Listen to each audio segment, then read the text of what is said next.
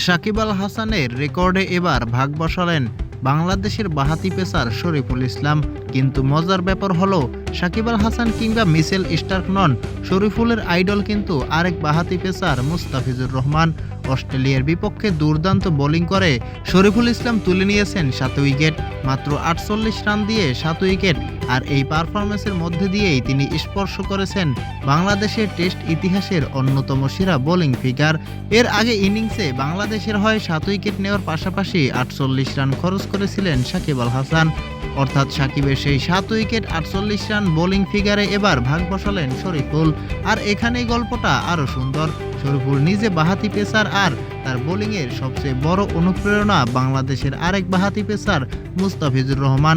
অর্থাৎ যাকে দেখে শরীফুল অনুপ্রাণিত হয়েছেন, সেই মুস্তাফিজের ছায়া নিয়েই এগিয়ে এসে আজ শরীফুল নিজের নাম লিখিয়েছেন বাংলাদেশের টেস্ট ইতিহাসে। সাকিবের রেকর্ডে ভাগ বসালেন শরীফুল, কিন্তু তার আইডল সাকিব নন, আইডল মুস্তাফিজ। এটাই তো ক্রিকেটের সবচেয়ে সুন্দর দিক।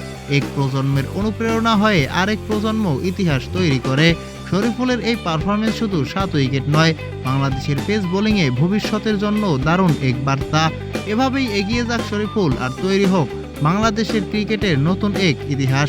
প্রিয় দর্শক, শরীফুলের বোলিং আপনার কাছে কেমন লাগে? ভালো লাগলে অবশ্যই কমেন্টে জানিয়ে দিন, আর চ্যানেলটি সাবস্ক্রাইব করে পাশেই থাকুন।